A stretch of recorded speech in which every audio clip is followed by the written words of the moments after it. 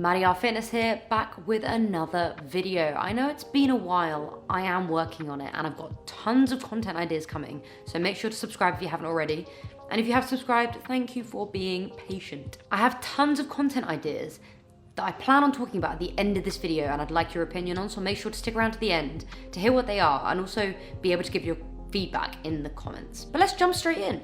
The title of this video feels kind of negative, and I don't want this video to be negative because going to the gym, getting healthy is one of the most positive things you can do for your life. As soon as I started focusing on my health and really going hard in the gym and focusing on my fitness, I did see every part of my life transform. I have my own business and I found that I had more motivation. I was also eating better, so that made my life a lot better because I had the energy. As well as that, I feel like I've just become a bit of a better person to be around. I wouldn't say I was a massive dickhead before, but I did get a lot more irritable because my diet wasn't great and I wasn't doing that much exercise. And if you want to see what my day-to-day life looks like, because it's not just fitness, you can make sure to follow me on my Instagram account. I'll put it on the screen right now. And you can see everything from my life, from my job to my hobbies, which are so random. But back to it. So the title of this video, pretty negative. Awful things that happen when you start going to the gym. And I'm not doing this video to put you off going to the gym if you aren't really starting your fitness journey yet. And if you are heavily invested in fitness and go to the gym all the time, this isn't to bring you down or anything. But I feel like all of these points I'm gonna make are super important because quite often, we see fitness influencers online and everything that they're putting out is super positive. It's the top 1% of their life. The reality of it is there are some things that come with being a gym goer that aren't actually that positive. And I want to talk about them today, and I want everyone to be able to get involved and jump in the comments and give their feedback because it's a topic that I don't think many are talking about. The first one is the obsession. If you are a gym goer, you will completely understand this. As soon as you start going to the gym and you have a routine and you see your body transforming and you feel yourself getting stronger, you kind of put your happiness in line with how often you're going to the gym, how often you're training, how your body's looking. And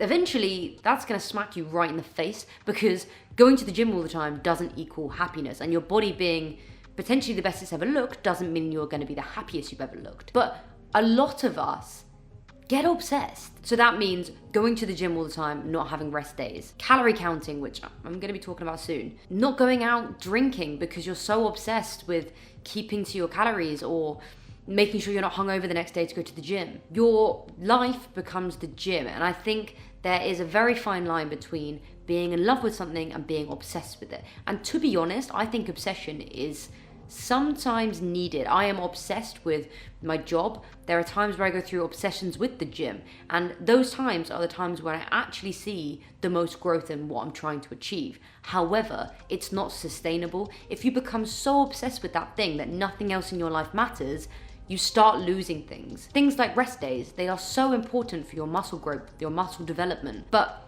there's a weird thing where you take a rest day and you feel a little bit of guilt. You think, oh my God, I'm gonna lose my gains, or I'm being lazy today, or maybe I shouldn't eat as much. That kind of mentality is so dangerous. And I think being obsessed, you can't help it. You do become obsessed with these things, but it's noticing that obsession and being careful with it, because otherwise you get to a point where you are stuck. You are so obsessed with this thing and you are kind of harming other areas of your life. The second thing, like I mentioned in the first point, the calorie counting. I think food is one that a lot struggle with, and I've done videos on this channel talking about calorie counting, how you can lose weight and all these things. However, calories are something that I think a lot of people really struggle with. So if you are a gym goer, you are someone that loves focusing on their body, hitting fitness goals, you will know that your calories and the food that you're consuming has a massive part in that. You can't just be going to the gym, you need to see what calories you are consuming, knowing your macros. So it can get to a point where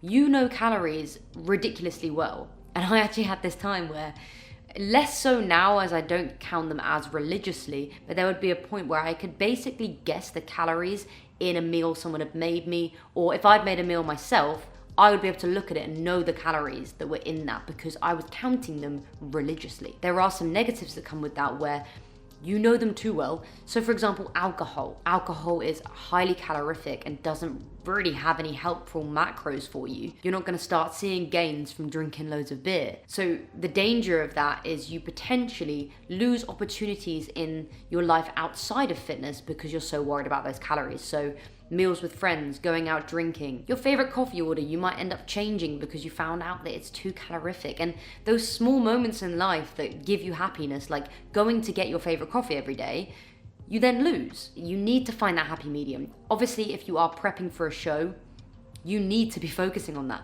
But if you're not, and if you're literally just wanting to go to the gym, get a body that you're proud of, why are you focusing so heavily on that? And if you're someone that is overweight or severely overweight, obese, then those are things that you can learn about those calories and understand them so you know what you're consuming and you can lose that weight if that is your goal. However, it does get to a point where you don't want it to consume your life. And number 3, I've done a full video on this one. This is one that I'm super passionate about, and I think, it's spoken about in the fitness industry, but it's not really taken that seriously, is body dysmorphia. And this is the idea that you look in the mirror and you see something different to actually what's there. So you might look at your favorite model, fitness influencer, normal influencer, movie star and say, I want that body, that's my dream body. But they might wake up every morning and look at that body and think, oh, I've got fat here, I wish I had more muscle here. And that's just the reality of it. People see their bodies differently. But body dysmorphia is kind of taking it that step further, where you might be incredibly lean and you have a large amount of muscle, but you see yourself as this tiny, skinny person, or the other way around, you see yourself as overweight. You focus so much on your body that you actually start analyzing it too much and seeing it very differently to how it really is. Every single gym goer can relate to this. So what can you do? I've just kind of thrown out 3 massive negatives of going to the gym.